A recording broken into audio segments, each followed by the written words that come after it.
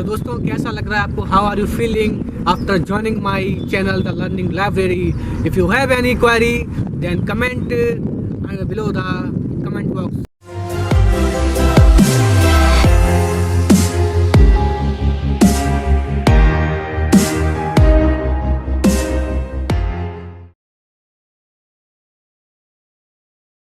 Hello दोस्तों, my self Prashant Verma. We will discuss about 124 section A.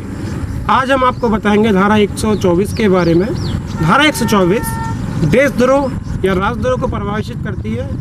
आज आपको ये बता रहा हूँ मैं, जो राजद्रोह होता है या देशद्रोह होता है, ये होता क्या है? भारत सरकार द्वारा लिखे गए जो कानून है, विधि है, अगर उनके अगेंस्ट जाके अगर हम कोई काम करते हैं या भारत सरकार द्वारा घृणा, अपमान, ऐसे कुछ भारत सरकार के द्वारा हम बातें करते हैं, तो धारा 124 के तहत जो भी कानून लागू होगा वो हम पे अप्लाई किया जाएगा। अब मैं बात करता हूँ धारा 124 ए, ये किस पे लागू होती है? ये देशद्रोह किस पे लागू होता है? अगर कोई व्यक्ति देशद्रोह कर रहा है और अगर हम उसका साथ दे रहे हैं, लेकिन हमारी इंटेंशन ऐसी नहीं है कि हम उसका साथ दें और हमें ये नहीं पता कि वो देशद्रोही है, तो हम पे धारा 124 लागू नहीं होगी। अगर हमारा इंटेंशन ऐसा है कि हम जानबूझकर उसका साथ दे रहे हैं और सरकार के प्रति उसमें घृणा बढ़ रहे हैं, उसका अपमान कर रहे हैं, तो धारा 124 ए लागू हम पे होगी। और इसमें कोई भी जमानत नहीं होती है। धारा 124 में कोई भी किसी प्रकार की जमानत नहीं होती है। 3 साल की जेल है और जुर्माना भी आपको भरना पड़ेगा। Thank you everyone. हेलो दोस्तों, मेरा नाम है हर्ष राठौर।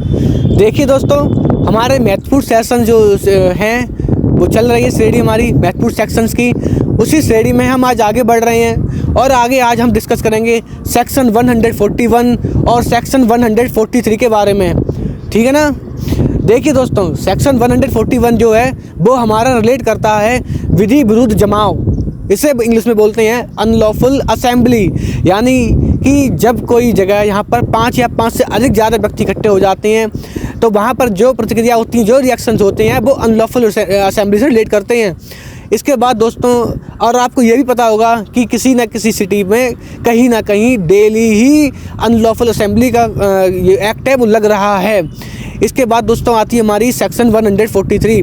दोस्तों 143 हमें बताती है विधि विरुद्ध जमाव, यानी अनलॉफुल असेंबली वही होती है जहां किसी जगह पर 5 या 5 से ज़्यादा मनुष्य इकट्ठे होते हैं, 5 या 5 से ज़्यादा अभियुक्त इकट्ठे होते हैं और उनका इंटेंशन जो होता है हमारा, वो लॉ को भंग करना होता है, विधि के विरुद्ध कोई भी काम करना होता है। तो जो उसे इसकी अगर कोई व्यक्ति 5 या 5 से ज़्यादा भीड़ इकट्ठी करने के बाद अगर ऐसी कोई काम कर रहा है या ऐसे कोई कृत कार्य कर रहा है, तो उसे जो पनिशमेंट मिलेगा वो हमारा सेक्शन 143 के रिलेट होगा, यानी उसी के अनुरूप मिलेगा। आगे के सेक्शन हमारे प्रशांत सर आपको बताएंगे। तो दोस्तों, जैसा कि अभी आपको हर सर ने सेक्शन 141, 143 के बारे में जानकारी दी है, अब मैं आपको बताता हूँ 144। सेक्शन 144 धारा 144 कब लागू होती है, कहाँ लागू होती है और इसका क्या उद्देश्य है।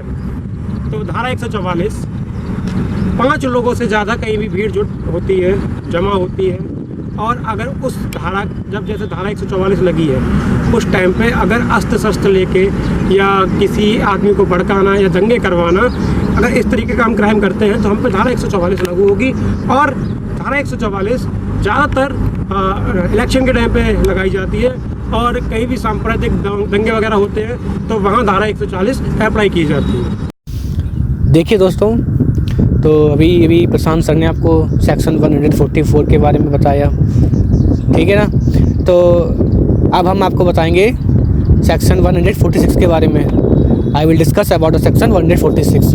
दोस्तों 146 जो है वो हमारा 143, 144, 141 इन्हीं सब का पूरक है, कॉम्प्लीमेंट बोल सकते हैं इसे हम, यानी सब जो है इसी से रिलेट करता है हमारा आपस में 3-4 सेक्शन जो भी हैं। तो दोस्तों मेन जो है हमारा वो ये है, सेक्शन 146 हमारा जो ये है वो हमें ये बताता है कि जब भी कहीं जो विधि विरुद्ध जमाव है, यानी 5 या 5 से अधिक लोग इकट्ठे हैं, ठीक है ना, और वो अगर कोई ऐसा कार्य करते हैं जो कार्य विधि के विरुद्ध होगा, या उनका उद्देश्य कुछ गलत करने का है, या कहीं कुछ ऐसे मतलब गलत कार्य करने का है जिससे कि लोगों को और हानि हो, किसी तरह की क्षति हो, तो इस अपराध के तहत जो उनको सज़ा मिलेगी, तो वो जो सज़ा मिलेगी वो 146 के तहत मिलेगी।